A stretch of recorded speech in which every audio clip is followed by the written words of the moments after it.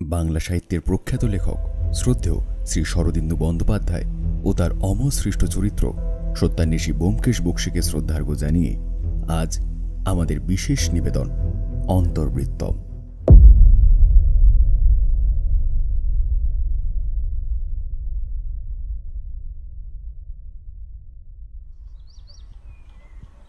আমাদের সামনে যিনি বসে আছেন ওর নাম রমাপতি বসু। বয়স 50-এর কোঠা পার হয়েছে, আর সেই বয়সের ভারেই দেহের খানিকটা সামনের দিকে ঝুঁকে পড়েছে। মুখে দাড়ির বালাই নেই, কেবল নাকের নিচে খুব সাবধানে আর যত্ন করে কাটা গোঁফটা যেন ভদ্রলোকের মুখের শোভা বাড়িয়ে দিয়েছে বেশ খানিকটা। বেশ কিছুক্ষণ গম্ভীর পর্যবেক্ষণ করার পরও ওর মাথায় একটিও কালো চুলের দেখা পেলাম না। দেহের গঠন মাঝারি, আর 10টা সাধারণ মানুষের মতোই, কেবল মুখ খুললেই সামনের পাটির একটা সোনায় বাঁধানো দাঁতের জন্য বেশ খানিকটা দৃষ্টি আকর্ষণ করে। রমাপতি বসু আমাদের এখানে এসেছেন মিনিট 10 হলো। আমাদের চাকর পুঁটিরাম এরই মধ্যে 3 কাপ চা আর সঙ্গে বিস্কিটও দিয়ে গিয়েছে। রমাপতিবাবু বিস্কিট না নিলেও চায়ে কিন্তু আপত্তি করলেন না।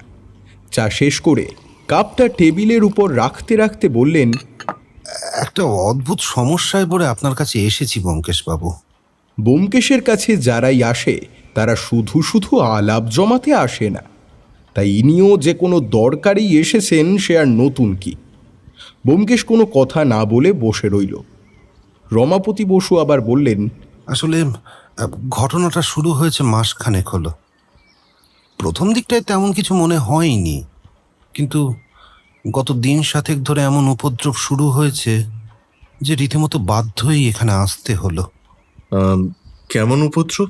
এতক্ষণে ব্যোমকেশ প্রশ্নটা করল, আর তা শুনে রমাপতিবাবু পকেট থেকে কয়েকটা পাথরের টুকরো বের করে এগিয়ে দিলেন। আমি একটু অবাকই হলাম। উনি পাথরগুলো কেন ওর সঙ্গে বয়ে এনেছেন তা ঠিক বুঝে উঠতে পারলাম না। আর তাছাড়াও পাথরগুলো দেখে আহামরি কিছু মনে হলো না। সাধারণ পাথর, রাস্তাঘাটে অনেক পড়ে থাকতে দেখা যায়। দেখলাম ব্যোমকেশও একটু অবাক হয়েই তাকিয়ে আছে ভদ্রলোকের দিকে। ওই সাধারণ পাথরগুলোর মধ্যে সেও হয়তো অসাধারণ কিছু খোঁজার চেষ্টা করে ব্যর্থ হয়ে বলল, দেখে তো মনে হচ্ছে খুব সাধারণ পাথর, রাস্তার ধারে পড়ে থাকে তেমনটাই। হ্যাঁ, আপনি ঠিকই ধরেছেন। এইগুলো আমার বাড়ির সামনের রাস্তায় অনেক পড়ে আছে। এগুলোর কোনো বিশেষত্ব নেই। বলেই তিনি পাথরের টুকরোগুলো টেবিলের উপর রেখে আবারও নিজের পাঞ্জাবের পকেটে হাত ঢোকালেন। এরই ফাঁকে গুনে দেখলাম মোট 5টা পাথর।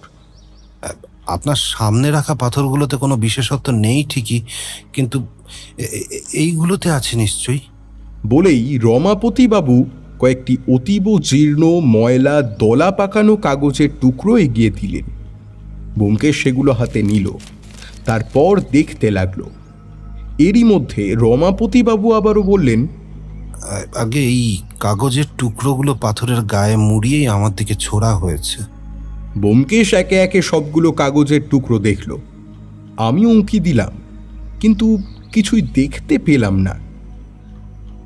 ব্যোমকেশ একটু অবাক হয়েই বলল, কিন্তু এখানে তো কিছুই লেখা নেই। হ্যাঁ, নেই।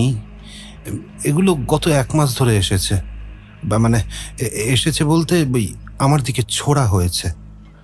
বাড়ির উত্তর দিক থেকে ওদিকে একটা গলি আছে, আর সেখান থেকে বাড়ির দোতলার বারান্দাটা খুব ভালোভাবে দেখা যায়। সেখানে আমি রোজ নিয়ম করে বিকেলবেলা একটু বসি।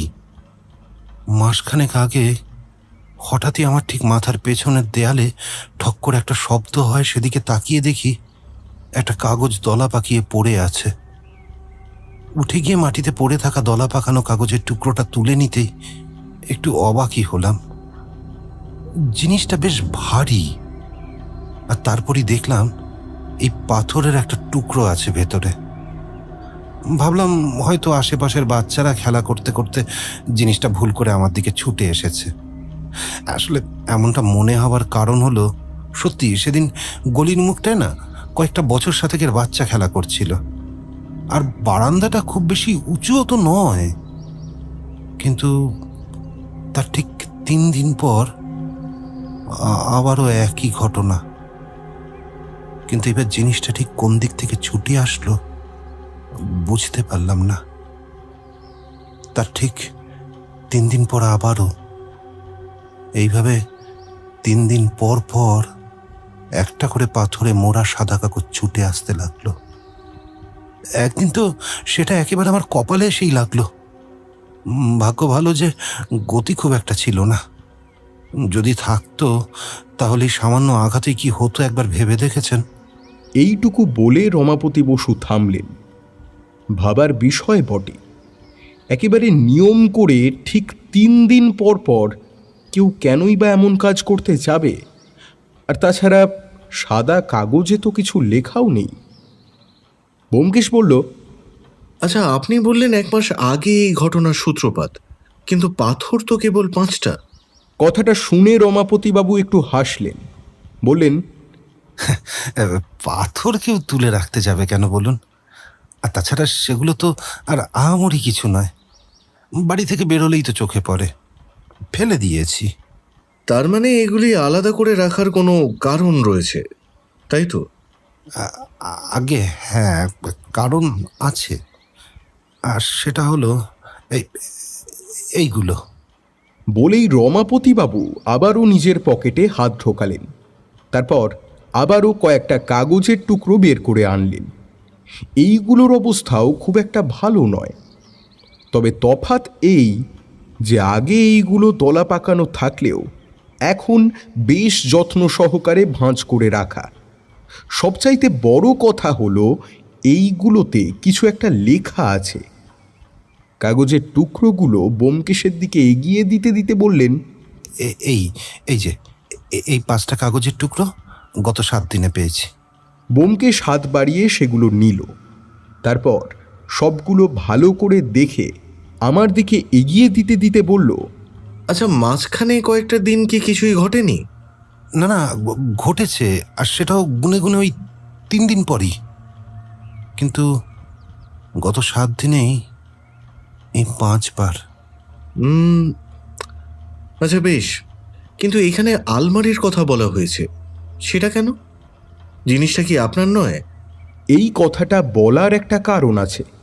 গত 7 দিন ধরে রমাপতিবাবুর দিকে ছোড়া কাগজের টুকরোগুলোতে লেখা আছে, আলমারিটা ফেরত দিয়ে আসো, এতেই মঙ্গল।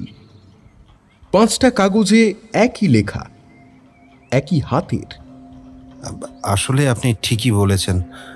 আলমারিটা আমি গত 1 মাস, না ওই 1 মাস 4 দিন আগে কিনেছিলাম। নতুন জিনিসে এখন তো ভেজাল, এখন তো আবার কাঠে রং করে দিব্যি চালিয়ে দেয়। আর তাই অনেক দিন থেকেই না একটা পুরনো আলমারি কেনার ইচ্ছা ছিল। পুরনো?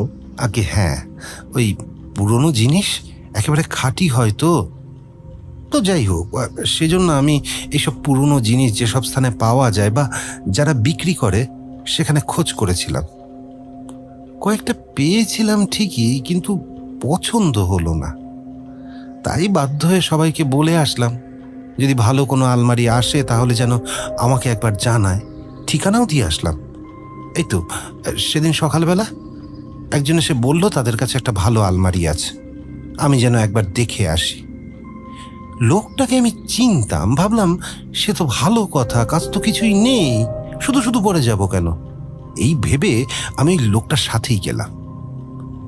আলমারিটা দেখে কিন্তু আমার খুব পছন্দ হলো। একে তো সুন্দর হাতের কাজ, তারপর জিনিসটা বেশ পুরনো, মজবুতও বেশ।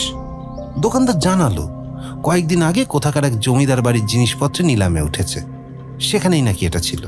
ভাবলাম বেশ ভালোই হলো, ঘরে জমিদারি আমলের কিছু থাকলে বেশ হয়। আমি আর দরাদরি করলাম না, তখন কাছে অত টাকা ছিল না, ওই যা টাকা ছিল সেটা দিয়ে পরে নিয়ে যাব বলে চলে আসলাম।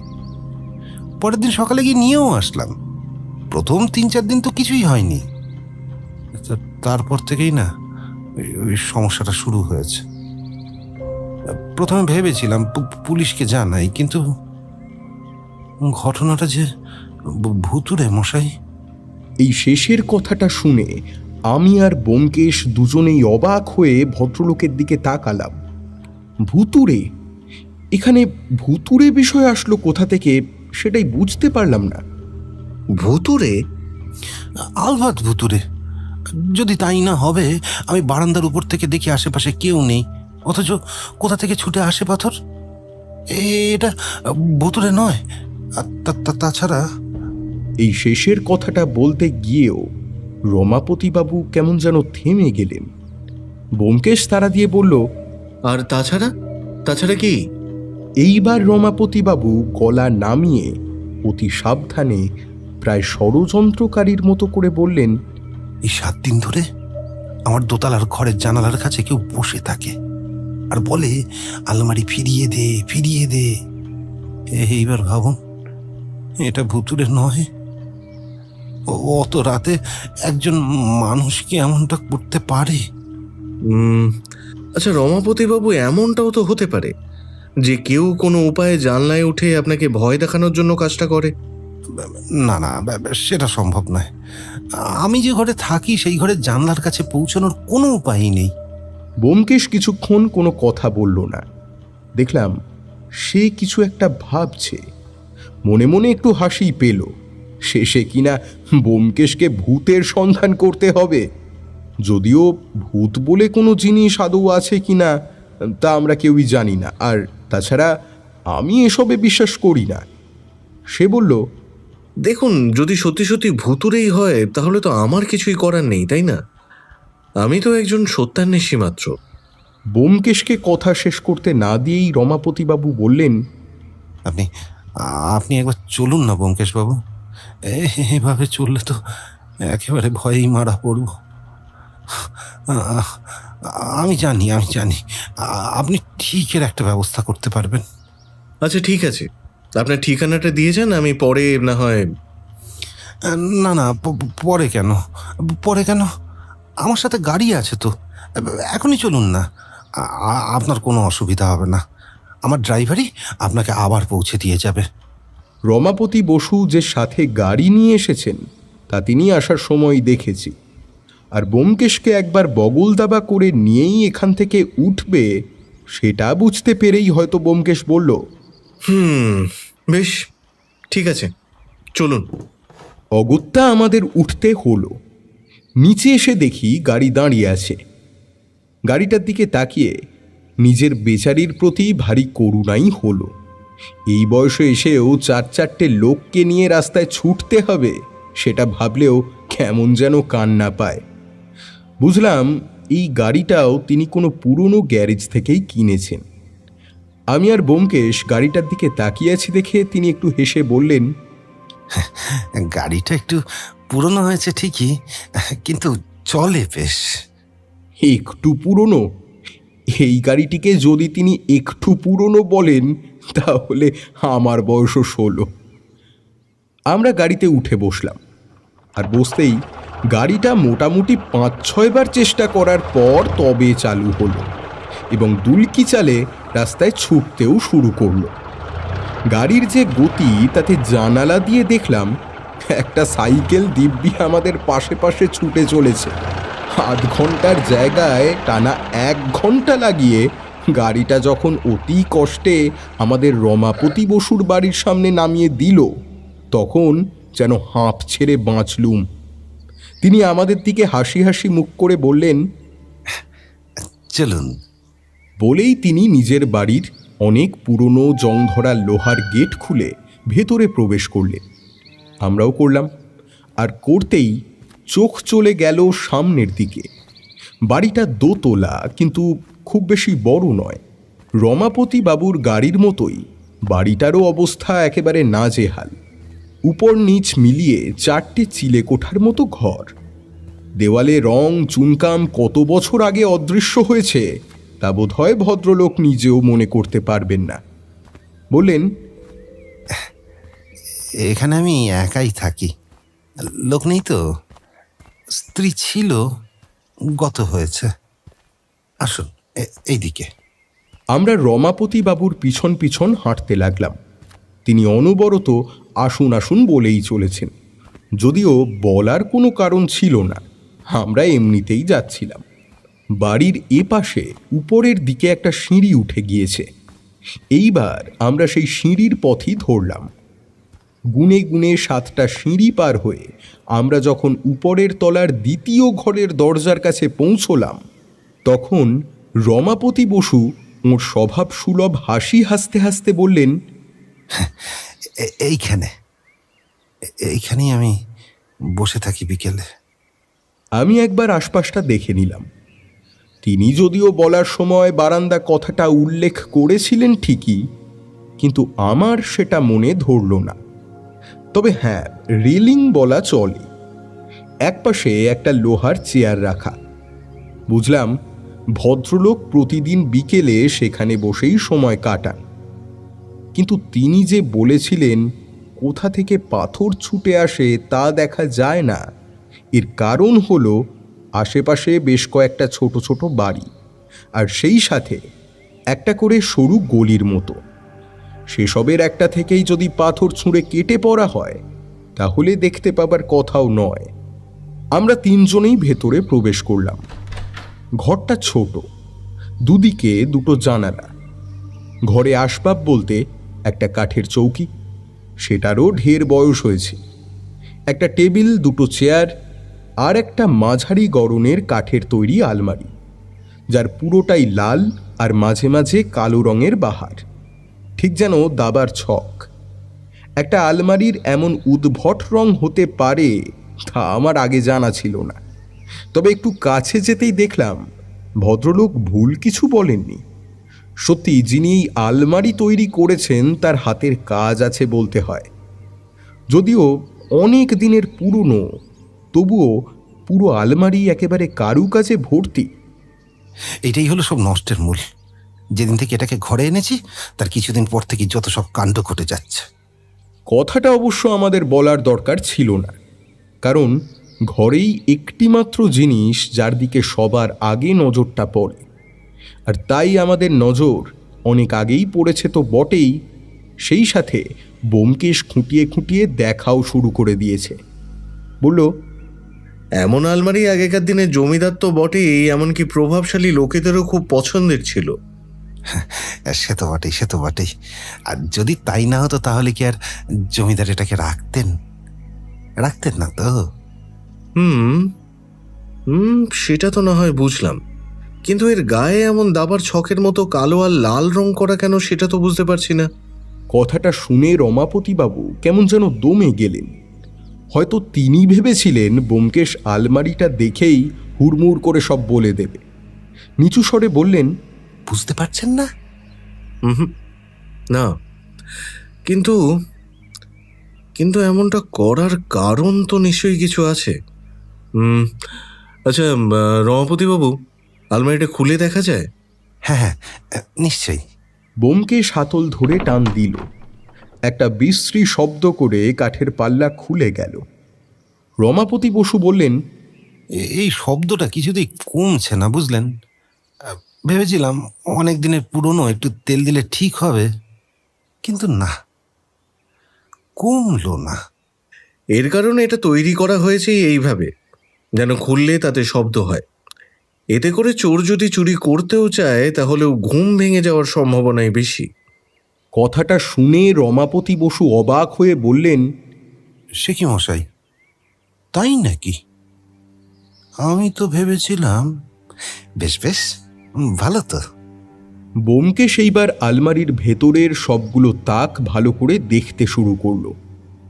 আমিও দেখলাম সেই সঙ্গে, আর বুঝলাম আগেকার দিনের জমিদাররা কেন এমন আলমারি তৈরি করতেন। ভেতরে যে কতগুলো গুপ্ত কুঠুরি আছে তারই অত্যা নেই। কোনোগুলো আবার এমন যে প্রথমে বোঝাই যায় না তার পিছনে একটা করে ছোট ছোট খোপ মতন থাকতে পারে। ব্যোমকেশ কিন্তু বেশ সহজেই সেই গুপ্ত খোপগুলো খুলল, এবং তারও ভেতরে আরও কোনো গুপ্ত খোপ আছে কিনা তা খুঁজতে লাগলো। দেখলাম ব্যোমকেশের এহেন কর্মকাণ্ড দেখে রমাপতি বসুর চক্ষু চড়ক গাছ হওয়ার জোগাড়। তিনি বড় বড় চোখে তাকিয়ে থাকলেন বেশ কিছুক্ষণ। তারপর বিস্মিত আর হতভম্ব হয়ে বললেন, কি মশাই, এতদিন শুনেছি আয়না ঘর হয়, এটা তো দেখছি তার থেকেও ঢের কিছু। আমি তো নিজেই জানতাম না যে এর ভেতরে এত কিছু আছে। প্রথমে তো ভেবেছিলাম ঠকেছি, কিন্তু এখন তো মনে হচ্ছে এমন একটা জিনিস একেবারে জলের তরে পেয়ে গেল। ব্যোমকেশ একটু হেসে বলল, এ তো কিছুই নয়। এসব বাদেও যে আরও কোনো গুপ্তক্ষোভ নেই তা কিন্তু বলতে পারছি না। যদি থাকে তাহলে আশ্চর্য হব না। তবে একটা কথা ভেবে বেশ হতাশই হলাম। ব্যোমকেশ যতবারই লুকোনো ক্ষোভ খুলছিল ততবারই ভেবেছিলাম এইবার কিছু না কিছু ঠিক বেরিয়ে আসবে, কিন্তু না, কিছুই পাওয়া গেল না। পুরো আলমারিটাই একেবারে ফাঁকা। কেবল রমাপতি বসু যে দু একটা জিনিস বাইরের তাকে রেখেছিলেন সেগুলো ছাড়া আলমারিতে আর কিছুই পাওয়া গেল না। ব্যোমকেশ আলমারির দরজা বন্ধ করতে করতে বলল, কিছুই তো নেই। রমাপতি বসু একরাশ হতাশা নিয়ে বললেন, তাহলে তাহলে এখন কি করব বলুন তো মশাই? উপদ্রব তো দিন দিন বেড়েই চলেছে। হ্যাঁ, কিন্তু এখনো তো তেমন কিছুই ঘটেনি। যদি কিছু ঘটে তাহলে জানাবেন, তখন না হয় দেখা যাবে। ব্যোমকেশের এই কথা শুনে রমাপতি বসু যেন খানিকটা সাহস ফিরে পেলেন। বললেন, হ্যাঁ বলছেন, ভয়ের কিছু নেই? আপাতত তো কিছুই দেখছি না। কিন্তু ভূতের উপদ্রব, সেটার কি করব? চলুন একবার বাড়ির পেছন দিকটা দেখা যাক। হয়তো সেটা আপনার মনের ভুল, আর নয়তো কোনো দুষ্টু লোক শুধু শুধু ভয় দেখাতে চায়। আসুন। এইবার রমাপতি বসু আমাদের তার বাড়ির পিছন দিকটাই নিয়ে গেলেন। জায়গাটা আগাছা আর ময়লায় ভর্তি। আমরা ময়লার স্তূপ আর আগাছা ঠেলে প্রাচীরের কাছে এসে দাঁড়ালাম। বাড়ির সামনের দিকের প্রাচীরে তবু একটু শ্রী আছে, কিন্তু পিছনের দিকে তারও বালাই নেই। রমাপতিবাবু ঠিকই বলেছিলেন, উপরের ঘরের জানালাটা বেশ উঁচুতে, তার উপর সেখানে পৌঁছনোর কোনো উপায়ও নেই। ব্যোমকেশ একবার উপরের দিকে তাকিয়ে নিচের দিকে তাকালো, আর তাকিয়েই ওর ভ্রুজোড়া কেমন যেন কুঁচকে গেল। এমনিতেই জায়গাটা ময়লার স্তূপ, তার উপর চারিদিক থেকে একটা মোটকা গন্ধ ভেসে আসছে বাতাসের তালে তালে। দেখলাম এই সব কিছু এক প্রকার উপেক্ষা করেই ব্যোমকেশ খানিকটা ঝুঁকে পড়ল মাটির দিকে। বলল, আপনার শোনার ভুল নয় রমাপতিবাবু। আমার অনুমান যদি ভুল না হয় তাহলে আপনি সত্যিই কারো আওয়াজ শুনেছিলেন। ব্যোমকেশের এমতো কথায় আমি একটু অবাকই হলাম। মাটির দিকে তাকিয়ে ঠিক কিসের ভিত্তিতে সে কথাটা বলল তা বুঝতে পারলাম না। বললাম, কেন ব্যোমকেশ, তোমার এমনটা মনে হওয়ার কারণ? কারণ আছে অজিত, কারণ আছে। এইদিকে এসো, তাহলে তুমিও বুঝতে পারবে। আমি একটু কৌতূহল নিয়েই এগিয়ে গেলাম। তারপর ব্যোমকেশ ঠিক যেখানে ঝুঁকে দাঁড়িয়েছিল সেদিকে তাকালাম। সত্যি বলতে কি বিশেষ কিছুই নজরে এলো না। কই, কিছুই তো দেখতে পাচ্ছি না। দেখতে পাচ্ছ ঠিকই, কিন্তু বুঝতে পারছো না। আমি আবারও ভালো করে তাকালাম। না, কিছুই নেই সেখানে। ভেজা মাটি আর তার উপরে আশেপাশের ময়লা, আর তার আশেপাশে কয়েকটা গর্তের মতো। গর্তগুলো পাশাপাশি, তবে পায়ের ছাপ নয়। এই যে এই গর্তগুলো, এগুলো কেন হয়েছে বলো তো? কেন হয়েছে? এই কারণেই, কারণ এখানে একটা লম্বা মই জাতীয় কিছু রাখা হয়েছিল, আর সেই মই বেয়ে কেউ উপরে ওই জানলার কাছে গিয়েছিল। যদিও আমার ধারণা সে জানলার পুরোপুরি কাছে যেতে পারেনি, কারণ জানলাটা অনেক উঁচুতে। কিন্তু কিন্তু রাতের আওয়াজ তো, তাই রমাপতিবাবু ঠিক বুঝতে পারেননি। তার মানে একটাই, হয়তো কেউ একজন চায় রমাপতিবাবু আলমারিটা ফিরিয়ে দিয়ে আসুক। কিন্তু আলমারিতে তো কিছুই ছিল না। তা হয়তো ছিল না, কিন্তু আলমারিটার দামও তো নেহাত কম নয়। বলেই এইবার সে রমাপতি বসুকে প্রশ্ন করল, আচ্ছা রমাপতিবাবু, এমন কোনো কথা আছে যা আপনি আমাকে বলেননি কিংবা ভুলে গিয়েছেন? প্রশ্নটা শুনে রমাপতি বসু কিছু একটা চিন্তা করতে লাগলেন। তারপর হঠাৎ বলে উঠলেন, একটা কথা না বলা হয়নি। ভেবেছিলাম হয়তো তেমন দরকারি কিছু নয়। ঠিক একই রকম দেখতে আরো একটা আলমারি কিন্তু সেই দোকানে ছিল। দুটো আলমারি এক জায়গায় রাখলে পার্থক্য করা যায় না বললেই চলে। কিন্তু কেন বলুন তো? কথাটা শুনেই ব্যোমকেশের ভ্রু কুঁচকে গেল, কিন্তু প্রশ্নের কোনো জবাব দিল না, বরং পাল্টা প্রশ্ন করল। দোকানটা ঠিকানা আপনার কাছে আছে? তা আছে, বেশি দূর নয়। চলুন না, আমার গাড়িতেই না হয় যাবেন। এইবার আমি করুণ মুখে ব্যোমকেশের দিকে তাকালাম। সে একটু হেসে আমার এই করুণ মুখ একেবারেই উপেক্ষা করে বলল, বেশ, তো তাহলে তো ভালোই হয়, চলুন।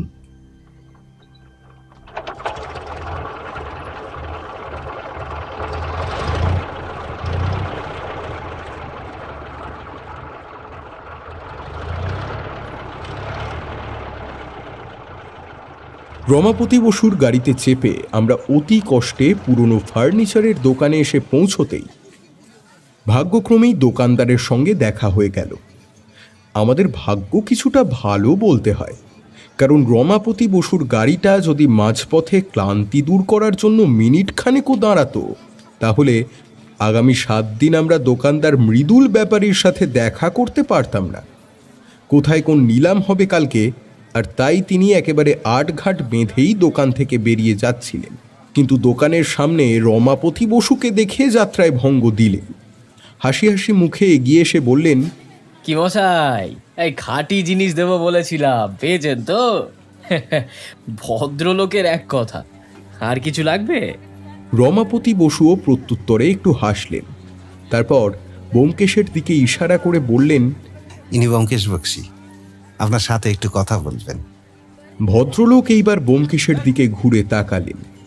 ওর মুখে লেগে থাকা একটু আগের হাসিটা কেমন যেন মিলিয়ে গিয়েছে। এর মধ্যে ব্যোমকেশের নাম যে কিছুটা ছড়িয়ে গিয়েছে তা ওর কথা শুনেই বুঝতে পারলাম। বললেন, আগে আগে নমস্কার ব্যোমকেশ বাবু, আপনার নাম আমি শুনেছি, কিন্তু আপনি এখানে? এই শেষের কথাগুলো বলতে বলতে ভদ্রলোকের কথা কেমন জড়িয়ে যেতে লাগলো। ব্যোমকেশ প্রতি নমস্কার করে বলল, নমস্কার। না না, তেমন কিছুই নয়। আসলে মাসখানেক আগে ইনি আপনার এখান থেকে একটা আলমারি কিনেছিলেন। আলমারিটা সত্যিই দারুণ, দেখেই পছন্দ হয়ে গেল। তাই ভাবছিলাম আমিও অমন একটা আলমারি নেব। কথাটা ওনাকে বলতেই তিনি বললেন যে আপনার কাছে নাকি তেমনই একটি আলমারি রয়েছে এখনো, তাই আর কি। ব্যোমকেশের উপস্থিত বুদ্ধি দেখে মনে মনে তারিফ না করে পারলাম না। রমাপতি বসু যেন খানিকটা অবাকই হলেন। ফ্যালফ্যাল করে তাকিয়ে রইলেন ব্যোমকেশের মুখের দিকে, কিন্তু কিছুই বললেন না। আর সেই সাথে দেখলাম ব্যোমকেশের কথা শুনে মৃদুল ব্যাপারীর মুখে আবারও সেই সৌজন্যের হাসিটা ফিরে এসেছে। বললেন, আপনি ঠিকই বলেছেন ব্যোমকেশ বাবু, এইরকম আর একটা আলমারি ছিল। এখন নেই? আগে না, এমন জিনিস বেশি দিন থাকে না, বুঝলেন কি না। ওই তো রমাপতি বাবু যেদিন আসলেন তার 2 দিন পরই আলমারিটা একজন ভদ্রলোক নিয়ে চলে গেলেন। আশ্চর্য লোক মশাই, দামাদামি তো দূরের কথা, আলমারিটা দেখেই আমাকে অবাক করে দিয়ে টেবিলের উপর একটা নোটের বান্ডিল রেখে একেবারে আলমারিটা নিয়ে চলে গেলেন। আমাকে কোনো কথা বলার সুযোগই দিলেন না। হ্যাঁ, আমি জানি এইসব জিনিসের দাম একটু বেশি হয়, আর তাছাড়া এই আলমারি দুটো নিয়ে কিছু কথা কানাঘুষো শুনেছি, বুঝলেন কি না। ওই জমিদার বাড়ির জিনিস নিয়ে যা হয় আর কি। শুনেছি এই দুটো আলমারিতে নাকি খোদ জমিদার মশাই বহু অমূল্য রত্ন লুকিয়ে রেখেছিলেন একটা সময়। কিন্তু সত্যি বলছি ব্যোমকেশ বাবু, আমি কিন্তু এসব কিছুই পাইনি। হয়তো জমিদার বাড়ির কেউ সেগুলো বের করে নিয়েছে। তবে এই কথাটা বেশ 5 কান হয়েছিল, বুঝলেন। আমার কি মনে হয় জানেন, ওই ভদ্রলোকও এমন কিছু লোভেই হয়তো। কিন্তু তাই বলে একেবারে 10,000 ভাবতে পারছেন মশাই, যেখানে আমি 1,300 হলেও আর কোনো কথা বলতুম না। এই শেষের কথাগুলো শুনে আমার মুখও হাঁ হয়ে গেল। 10,000 টাকা! লোকটা কি পাগল? তার উপর কোনো দামাদামি করেনি। যে ব্যক্তি একটা কাঠের আলমারির জন্য 10,000 টাকা দিতে পারে, তিনি ঠিক কতটা বিত্তশালী লোক। ব্যোমকেশের দিকে তাকালাম আর দেখলাম এই প্রথম তার মুখ গম্ভীর হয়ে উঠেছে। বলল, তারপর? তারপর আর কি, টাকা দিলেন, আলমারি নিলেন আর চলে গেলেন। তবে হ্যাঁ, কয়েকদিন পর আবারও এসেছিলেন। কথাটা শুনেই ব্যোমকেশের শান্ত তুই চোখ দপ করে জ্বলে উঠল। সে বললে, কেন? তেমন কিছুই না, জানতে চাইলেন এমন একটা আলমারি আমার কাছে আছে কি। আপনি কি বললেন? হ্যাঁ, বললাম নেই। বলেননি যে আরেকটা ছিল কিন্তু বিক্রি হয়ে গিয়েছে বা এমন কিছু জিজ্ঞেস করেনি? কই না তো, উনি শুধু শুনে আবার চলে গেলেন। কেন বলুন তো? ব্যোমকেশ মৃদুলবাবুর প্রশ্নের কোনো উত্তর না দিয়েই আবারও জিজ্ঞাসা করল, আচ্ছা, দোকানে কি আপনিই থাকেন? আগে না, আমি খুব বেশি থাকি না, কাজের লোক থাকে, তারাই সবটা দেখাশুনো করে। আচ্ছা, ধরে নিন আপনি যখন ছিলেন না তখন যদি সেই লোকটা এসে আপনার কোনো কাজের লোকের কাছে জিজ্ঞাসাবাদ করে?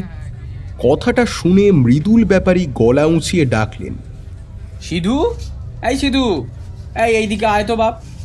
মালিকের ডাক শুনে একজন বছর 23-24 ছোকরা ছুটে এলো। আচ্ছা, সেদিন যে বাবু এসে আলমারি নিয়ে গেল, তিনি আবার এসেছিলেন? এইবার সিধু নামের ছোকরাটা আমাদের পাশে দাঁড়িয়ে থাকা রমাপতি বসুর দিকে তাকালো। আহা, উনি নয়, আর একজন বাবু এসেছিলেন না, তিনি আবার এসেছিলেন। এইবার সে বলল, ও হ্যাঁ, এসেছিলেন তো। এসে জিজ্ঞেস করছিলেন আমাদের কাছে আরও কোনো আলমারি আছে কিনা। বললাম দুটো ছিল, দুটোই বিক্রি হয়ে গিয়েছে। আর কিছু জিজ্ঞেস করেছিলেন? আগে হ্যাঁ, জিজ্ঞেস করছিলেন কার কাছে বিক্রি করেছি। কিছু বলেছিস? আগে না। আচ্ছা ঠিক আছে, এবার যা। শুনলেন তো ব্যোমকেশবাবু, এবার বলুন কি হয়েছে। আপনার সম্পর্কে যতটা শুনেছি তাতে আপনি যে আলমারি কিনতে আসেননি তা বুঝতে পারছি। ঘটনাটা কি? কোনো তদন্ত নাকি? কেউ যে তদন্তের কথাও এমন হাসতে হাসতে বলে তা জানা ছিল না। ভদ্রলোকের চোখে মুখে আগাগোড়াই একটা হাসি হাসি ভাব, যেন সব কথাই ভারী মজার আর রসবোধযুক্ত। ব্যোমকেশ আর কোনো কথা না বলে উঠে পড়ল। সে যে এমনভাবে কিছু না বলেই উঠে পড়বে সেটা হয়তো মৃদুল ব্যাপারী ভাবতে পারেননি। তিনি একটু অপ্রস্তুত কণ্ঠে বললেন, সে কি মশাই, উঠে পড়লেন যে? কিছুই তো বললেন না। সময় আসলেই বলবো। আচ্ছা, আপনি একটা কাজ করতে পারবেন? কাজ? কি কাজ? সেই লোকটা যদি আবারও আসে তাহলে ওনার ঠিকানাটা একটু নিয়ে রাখবেন, আর বলবেন ওনার কাছে যে আলমারিটি বিক্রি করেছেন তেমনই আরেকটি আলমারি আছে, সেটাও আপনি ওনার কাছেই বিক্রি করতে চান, কিন্তু বর্তমানে সেটা আপনার হাতে নেই। আসলেই ফোন করবেন কিংবা খবর পাঠাবেন, তাই ঠিকানাটা দরকার। কথাটা শুনে তিনি রমাপতি বসুর দিকে অবাক হয়ে তাকালেন। বললেন, সে কি মশাই, এত সুন্দর একটা জিনিস বিক্রি করে দেবেন? আর নিজের বলে বলছি না মশাই, সে আমি খদ্দের পেয়ে যাব, কিন্তু আপনি এমন জিনিস আর পাবেন না, এই বলে দিল। আর কোনো কথা না বলে ব্যোমকেশ দোকানের বাইরে বেরিয়ে গেল। আমরাও পেছন পেছন বেরিয়ে এলাম। এটা কি হলো মশাই? আমি তো আলমারিটা বিক্রি করব না। সে আপনাকে করতেও হবে না রমাপতিবাবু। আমার মনে হয় আপনার উপর বিপদ এখনো না আসলেও আসতে কিন্তু খুব একটা বেশি দেরি নেই। যে ব্যক্তি একটা পুরনো কাঠের আলমারির জন্য 10,000 টাকা পর্যন্ত দিতে পারে, সে আলমারিটা পাওয়ার জন্য যে আরো কত কি করতে পারে তার কিন্তু কোনো ঠিক নেই। কথাটা শুনে ভদ্রলোকের মুখ একেবারে চুপসে গেল। ধরা ধরা কণ্ঠে বললেন, সে কি বলছেন মশাই? শেষে কি প্রাণটা হারাতে হবে নাকি? এতটাও কিছু করবে বলে তো মনে হয় না। ভয় দেখাবে হয়তো, আর তাতেও কাজের কাজ না হলে তখন করতেও পারে, বলা যায় না। কিন্তু প্রশ্ন হলো কেন? আলমারিতে কি এমন জিনিস থাকতে পারে যে সেটার মূল্য 10,000-এর কাছে কিছুই না? কেমন যেন সন্দেহের গন্ধ আসছে অজিত। সরল বিষয়টাই এবার কেমন যেন প্যাঁচালো লাগতে শুরু করেছে। চলো। বলেই ব্যোমকেশ আমাদেরকে একেবারে অবাক করে দিয়ে উল্টো দিক দিয়ে হাঁটতে শুরু করলো এবং কিছুক্ষণ পরেই একটা ট্রামে উঠে পড়ল। অগত্যা আমিও ছুটতে ছুটতে ট্রাম ধরলাম। আর একটু হলে একেবারে পড়েই যেতাম, কিন্তু ভাগ্য ভালো দরজায় হাতলটা ছিল, এই যা রক্ষা। শেষবারের মতো রমাপতি বসুর অমন ফুটো বেলুনের মতো মুখখানা চোখে পড়েছিল। তিনি আমাদের কাণ্ডে এতটাই হতবুদ্ধি হয়ে গিয়েছেন যে আমাদের বাধা দেওয়া তো দূরের কথা, শেষ প্রশ্নটাও করার কথা ভুলে গিয়ে ঠায় দাঁড়িয়ে আছেন। ট্রামে চেপে দেখলাম ব্যোমকেশ একটা সিট দখল করেছে। আমিও গিয়ে পাশে বসলাম। বললাম, কি হলো বলো তো, এমন হঠাৎ করে চলে আসলে যে? ব্যোমকেশ এতক্ষণ জানালা দিয়ে বাইরে তাকিয়েছিল। এইবার আমার দিকে ফিরে মৃদু হেসে বলল, কেন হে, তোমার বুঝি রমাপতি বাবুর গাড়িতে ফেরার ইচ্ছে ছিল নাকি? না, তা নয়। তাহলে আর এবেলা বাড়ি ফেরা হতো বলে মনে হয় না, কিন্তু তাই বলে এভাবে হঠাৎই ট্রামে চাপার পিছনে কারণ আছে নিশ্চয়ই। কোনো কারণই নেই অজিত, সব কিছুর পেছনে কারণ থাকতে নেই। এ তো দেখি ভূতের মুখে রাম নাম হে। এতদিন তুমিই বলেছ প্রতিটা কাজের পিছনে কোনো না কোনো কারণ থাকে, আর আজ নিজেই এমন পাল্টি খাচ্ছ। ভূতেরাও আজকাল রাম নাম নেয় বলছো? এমনটাই তো শুনেছি, যদিও ভূত আছে কিনা সেটাই তো জানি না। ব্যোমকেশ আর কোনো কথা বলল না, আবারও জানালার দিকে মুখ ঘুরিয়ে বসে থাকলো। কিন্তু আমিও ছাড়বার পাত্র নই। আবারও বললাম, আচ্ছা ব্যোমকেশ, আলমারিতে কি এমন মূল্যবান বস্তু থাকতে পারে যার কারণে লোকটি একেবারে না বলে কয়ে 10,000 টাকা দিয়ে দিল? ব্যোমকেশ আমার দিকে না ফিরেই বলল, সেটাই তো প্রশ্ন অজিত, সেটাই তো প্রশ্ন। এমন উত্তর শুনে আমি আর কথা বাড়ালাম না। আমি জানি এখন খুঁচিয়ে তো বটেই, এমনকি গুঁতিয়েও কোনো কথা বের করা যাবে না। অগত্যা আমাকে হাল ছাড়তেই হলো।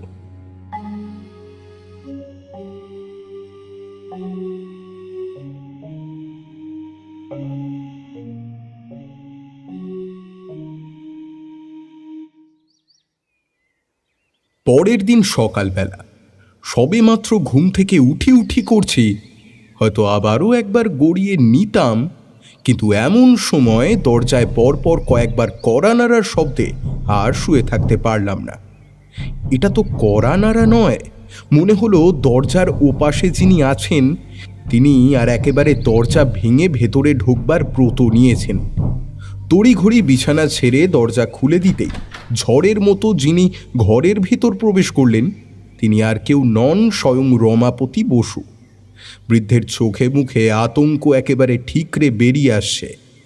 আমাকে কোনো কথা বলার সুযোগ না দিয়েই বললেন, ব্যোমকেশবাবু নেই, সর্বনাশ হয়ে গেছে। রমাপতি বাবুর এমতো কথায় খানিক চমকেই উঠলাম। সর্বনাশ হয়ে গিয়েছে? কেমন সর্বনাশ? ঘটনা যে কিছু একটা ঘটেছে তা ওর মুখ দেখেই অনুমান করতে পারলাম, তাই কোনো কথা না বলে ওকে প্রথমেই বসতে বললাম, আচ্ছা ঠিক আছে, আপনি বসুন, আমি ব্যোমকেশকে ডাকছি।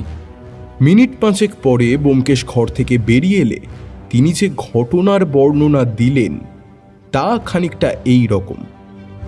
রাত 1টা কি 2টো রমাপতি বসুর ঘুম সবেমাত্র ধরেছে, এমন সময় জানলায় নাকি সেই শব্দ বলছে, আলমারি দাও, আলমারি দাও। অন্যদিন তো এইটুকুতেই সীমাবদ্ধ থাকতো, কিন্তু এইবার যেন বেড়ে গেল আরও কয়েক গুণ। প্রথমে ছাদে, তারপর ঘরের প্রতিটা জানলায়, এমনকি দরজাতেও ধূপধাপ আওয়াজ হতে শুরু করলো। আওয়াজ এতটাই তীব্র আর জোরালো যে মনে হলো এই বুঝি ঘরের ছাদ, জানালা আর দরজা ভেঙে হুড়মুড় করে সবাই ভেতরে ঢুকে পড়বে। রমাপতি বসু এমনিতেই ভীতু মানুষ, তার উপর এমন কাণ্ডে একেবারে ভয়ে কাঠ হয়ে গেলেন, কিন্তু ভুলেও দরজা খুললেন না। উপদ্রব চলল প্রায় ঘণ্টা 2। তারপরও যখন তিনি দরজা খুললেন না, তখন বোধহয় এক প্রকার বাধ্য হয়েই উপদ্রব কমল।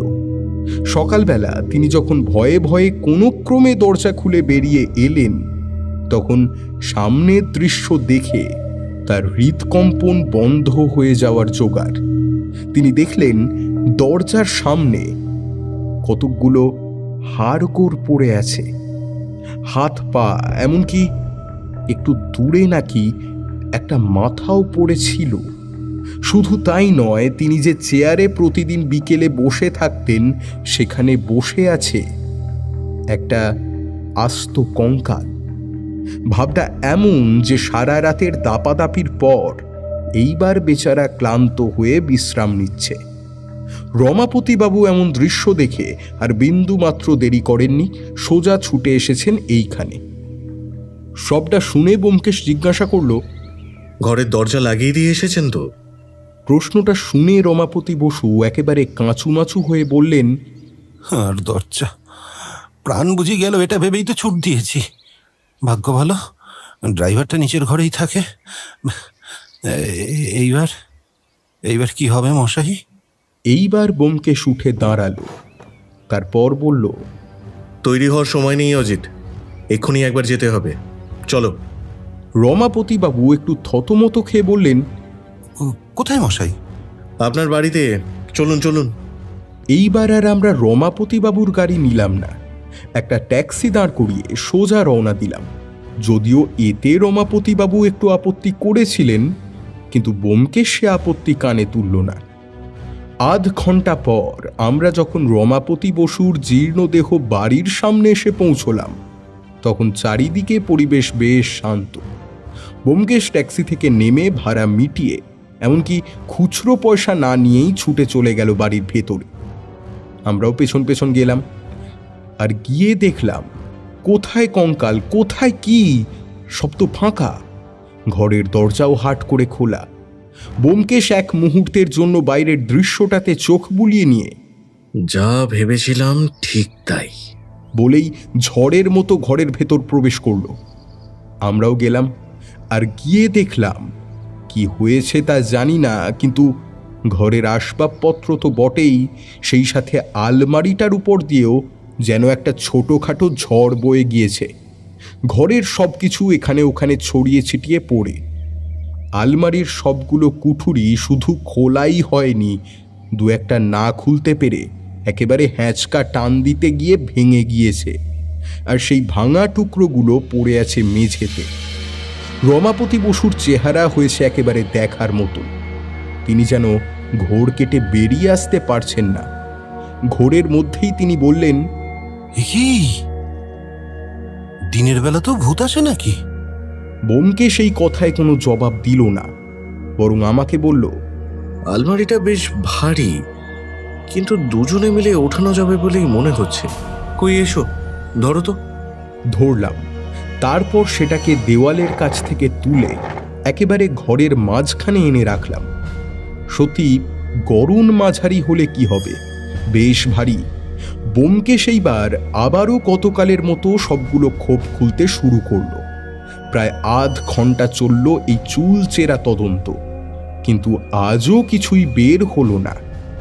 কিন্তু একটা জিনিস লক্ষ্য করলাম, রমাপতিবাবু সত্যিই বলেছিলেন আয়নাঘর। আয়নাঘরে ঘুরলে যেমন বেরোবার রাস্তা খুঁজে পাওয়া যায় না, আর এখানে ঠিক কতকগুলো ছোট ছোট পায়রার মতো খোপ কতভাবে লুকোনো আছে সেটা খুঁজে বের করা সত্যিই খুব জটিল। পুরো আলমারিটাই যেন একটা গোলক ধাঁধা। ব্যোমকেশ গম্ভীর আর হতাশ কণ্ঠে বলল, না অজিত, কিছু হয়তো সত্যিই ছিল, কিন্তু সেগুলো বোধহয় আর রক্ষা হলো না। হে, তাহলে কি যারা ঘরে এসেছিল তারাই? হতে পারে, আবার নাও হতে পারে। একটা জিনিস আমি বুঝতে পারছি না, আলমারির এই খোপগুলো ভাঙা হলো কেন? চাইলেই তো খুলে ফেলা যেত। হয়তো সে জানে না, তাই ভেঙে ফেলেছে। এইবার রমাপতি বসু বললেন, থাক মশাই, আমার আর এটাকে রেখে কাজ নেই। আজকেই দোকানে বলে দিয়ে আসবো, তারা নিয়ে যাবে। ওই একটা আলমারির জন্য শেষে কিনা ভূতের হাতে নিজের প্রাণ হারাবো নাকি? ব্যোমকেশ কিন্তু রমাপতি বসুর কথার কোনো ভ্রুক্ষেপ করল না। সে আলমারিটা ঘুরে ঘুরে দেখতে লাগলো। বুঝলাম সে হয়তো কিছুতেই বিশ্বাস করতে পারছে না যে এই আলমারিতে কিছুই নেই। আলমারিটা দেওয়ালের কাছ থেকে সরানো হয়নি, তার মানে পেছনের দিকে কোনো গুপ্ত দরজা থাকলেও থাকতে পারে। গম্ভীর কণ্ঠে বলেই সে এইবার আলমারির পিছন দিকটা খুব ভালো করে দেখতে শুরু করলো। আমিও দেখলাম তেমন কোনো ছোট দরজা বা ওই রকম কিছুই চোখে পড়ল না। পিছনের দিকটা সমান, এই দিকে কোনো কারুকাজ করা নেই। কিন্তু হঠাৎ ব্যোমকেশ পড়ল, অজিত, ধরো তো, আলমারিটা একটু শুইয়ে দাও তো, নিচের দিকটায় কিছু আছে কিনা দেখা যাক একবার। কথাটা শুনে আমি একটু অবাক হলাম বটে, কিন্তু তবুও হাত লাগালাম। সত্যিই আলমারিটা বেশ ভারী। দুজনে মিলে সেটাকে কাত করতে বেশ খানিকটা বেগ পেতেই হলো। রমাপতি বসু একটু দূরে দাঁড়িয়ে আমাদের এই সব কাণ্ড দেখে যাচ্ছেন। আলমারিটা কাত করে দিতেই নিচের অংশটা বেরিয়ে পড়ল। বেশ সাধারণ গঠন, আর 10টা-5টা আলমারির নিচটা যেমন হয় তেমনই, অস্বাভাবিক কিছুই নেই। তবুও ব্যোমকেশ কেন যে বারবার তীক্ষ্ণ দৃষ্টিতে দেখছিল তা বুঝতে পারলাম না। ওর কর্মকাণ্ড আমি এমনিও বুঝতে পারি না। এমন সময় দেখলাম ব্যোমকেশ আলমারির 6টা পায়া ধরে টানাটানি করছে, যদিও 6টার একটাও খুলে আসলো না। হয়তো সে ভেবেছিল মোটা মোটা কাঠের পায়াগুলো অনায়াসেই খুলে আসবে, কিন্তু আসলো না দেখে একটু হতাশই হলো বোধ হয়। বিড়বিড় করে বলল, আশ্চর্য, 6টা পায়ার মধ্যে মাঝের দুটো এত মোটা কেন? এমনটা তো আগে দেখিনি। বিষয়টা যে আমিও লক্ষ্য করিনি তা নয়, করেছি। ব্যোমকেশ এইবার সেই মাঝের পায়া দুটো প্রাণপণে টান দিল। একবার ঘোরানোর চেষ্টা করল, একবার পাশেই পড়ে থাকা একটা কাঠের টুকরো দিয়ে আঘাতও করল। আর করতেই যেন ওর পুরো শরীরে একটা চমক খেলে গেল। একবার, দুবার, 3বার ঠোকা দিতেই সে প্রায় চিৎকার করে বলে উঠল, অজিত, ভেতরটা ফাঁপা এটার। কথাটা শুনে আমিও চমকে উঠলাম, কিন্তু আমি কিছু বলার আগেই ব্যোমকেশ বলল, বোধহয় খুলবে না। দেখো তো, আশেপাশে লোহার কিছু পাও নাকি? এটাকে বোধহয় ভেঙেই ফেলতে হবে। রমাপতিবাবু, একটা পায়া ভাঙলে তো আপনার নিশ্চয়ই কোনো আপত্তি থাকবে না আশা করি। ভেঙে ফেলবেন? হ্যাঁ, পায়া সবসময় পুরো ভরাট হয়, কিন্তু এটা তো ফাঁপা। হয়তো খোলার কোনো উপায় আছে, কিন্তু সেটা আমার জানা নেই। তাই এটা ভাঙতেই হবে। অসুবিধা নেই, পরে একটা লাগিয়ে নিলেই হবে। এরপর রমাপতিবাবু আর কোনো আপত্তি করলেন না, বরং তিনি পাশের ঘর থেকে একটা হাতুড়ি এনে দিলেন ব্যোমকেশের হাতে। ব্যোমকেশ অতি সাবধানে মাঝখানের একটা পায়ার উপর আঘাত করতে লাগলো। কাজটা সাবধানে করা হলো বলেই হয়তো একটু বেশি সময় লাগলো। অবশেষে মিনিট 5 পর আলমারি থেকে খুলে আসলো পায়াটা। আর খুলে আসতেই আমার আর ব্যোমকেশের 2 চোখ ঝলসে গেল ভেতরে থাকা বস্তুগুলোর দিকে তাকিয়ে। আমি বিস্মিত চোখে দেখলাম মোটা ফাঁপা কাঠের পায়ার গায়ের সাথে আঠা দিয়ে লাগানো রাশি রাশি নানা রঙের হীরের টুকরো। জিনিসগুলো যে একেবারে খাঁটি তার নতুন করে বলে দিতে হয় না।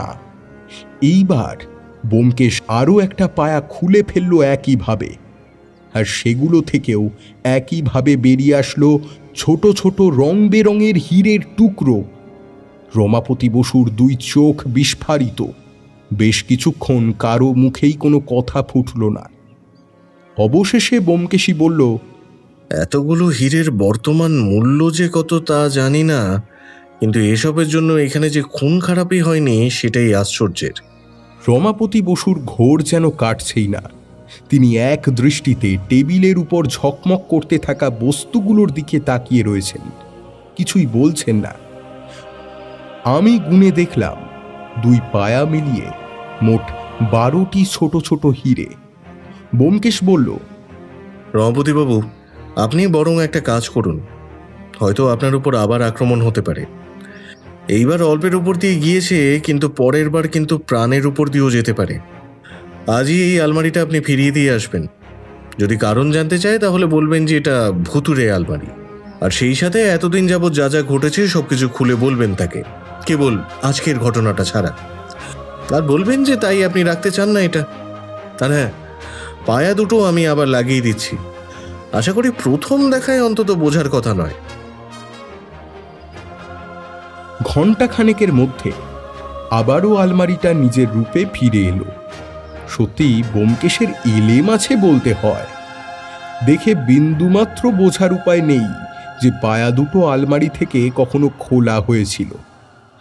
তবে হ্যাঁ, হালকা একটু রং চটে গিয়েছে ঠিকই, কিন্তু এত পুরনো একটা জিনিস এইটুকু তো হয়েই থাকে। এইবার রমাপতি বসু কাঁপা কাঁপা কণ্ঠে বললেন, কিন্তু মশাই, এইগুলো আমি কি করব? তা তো আমি বলতে পারবো না। যদিও জিনিসগুলি আপনার নয়, যিনি এই আলমারিটা তৈরি করেছিলেন তারই। আর জিনিসগুলো যাতে নিরাপদে থাকে তাই তিনি দুটো একই ধরনের আলমারি তৈরি করেন এবং এইটির ভিতর হিরেগুলি লুকিয়ে রাখেন। এতে লোকের চোখে ধুলো তো বটেই, সেই সাথে কোন আলমারিতে জিনিসগুলি আছে সেটা খুঁজতেও সময় লাগবে। এটাই হয়তো চেয়েছিলেন তিনি। কিন্তু ওনার মৃত্যুর পর বহু হাত ঘুরে এখন এটি আপনার হাতে এসেই পৌঁছেছে, তাই এর মালিক এখন আপনি। কি বলছেন মশাই? শেষে কিনে একটা ৩,০০০ টাকার আলমারি কিনে এমন চোখের পলকে বড় লোক হয়ে গেলুম? তা হলেন বই কি। আর হ্যাঁ, যা বললাম সেটা কিন্তু করবেন। পারলে কলকাতাতে আর থাকারই দরকার নেই। এখন তো আর টাকার অভাব নেই আপনার। চাইলেই একটা বড় বাড়ি আর হ্যাঁ, অবশ্যই একটা গাড়ি কিনতে পারেন। নমস্কার, চললুম। সে কি মশাই, এই চললুম বললে হয় নাকি? আপনি না থাকলে এই জিনিসকে আমি পেতুম নাকি? হ্যাঁ, আর তাই বলেই টেবিলের উপর থেকে একটা হলুদ রঙের হিরে নিজের 2 আঙুলে অতি সাবধানে তুলে নিয়ে ব্যোমকেশের দিকে এগিয়ে দিয়ে বললেন, এটা আপনার পারিশ্রমিক নয়, ভালোবেসেই দিলুম। ব্যোমকেশ প্রথম দিকটা একটু আপত্তি করল বটে, কিন্তু রমাপতি বাবুর জেদের কাছে হার মানতেই হলো। আমরা সিঁড়ি দিয়ে নেমে আসতে আসতে ব্যোমকেশ বলল, আমদানিটা মন্দ হলো না, ভবিষ্যতের জন্য রেখে দেওয়া যাবে। কি বলো অজিত? হ্যাঁ, ভবিষ্যতের জন্য মানে? সে সময় এলেই বুঝতে পারবে। এবার চলো। এতক্ষণ ধরে একটা প্রশ্ন আমার মাথার মধ্যে একেবারে তোলপাড় করছিল, এইবার সেটা করেই ফেললাম। আচ্ছা, সেই লোকটির পরিচয় তো জানা হলো না। ওসব ছাড়ো। তাছাড়া তিনি তো এমন কিছুই করেননি যে তাকে খুঁজে বার করে পুলিশে দেওয়া যেতে পারে। হয়তো এই হীরের কথাটা তিনিও কোথাও শুনেছিলেন। কিন্তু আফসোস হচ্ছে, বুঝলে অজিত? আফসোস কেন? আমি নিশ্চিত লোকটি আবার এই আলমারিটাও কিনবে এবং কিছুই খুঁজে পাবে না। শুধু শুধু টাকাগুলো জলে যাবে ওনার। একবার তো একেবারে তন্ন তন্ন করে খুঁজেছেন, আবার কিনবে নাকি? তেমনটাই তো মনে হয়। কারণ তিনি নিশ্চিত যে এই দুটোর একটার মধ্যেই লুকোনো রয়েছে সেই মহামূল্যবান রত্ন। দরকারে দুটোই ভেঙে চুরমার করে দেবেন। যদিও একটির অবস্থা এখন কি তা বলতে পারছি না। গুণীজনেরা সত্যিই বলে অজিত। হ্যাঁ, বলো কি? খুঁজি খুঁজি নারী, যে পাবে সে তারই। তবে এখন এখানে হবে খুঁজি খুঁজি হিরে, যে পাবে সে তারই। যদিও মিলল না, সব সময় সবকিছু মেলেও না।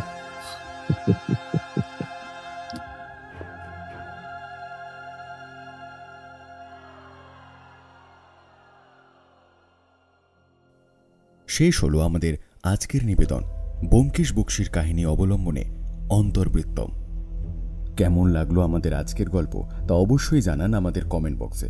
গল্পটি ভালো লাগলে এটিকে লাইক করুন, শেয়ার করুন, আর হ্যাঁ, চ্যানেলটিকে সাবস্ক্রাইব করতে কিন্তু একদম ভুলবেন না।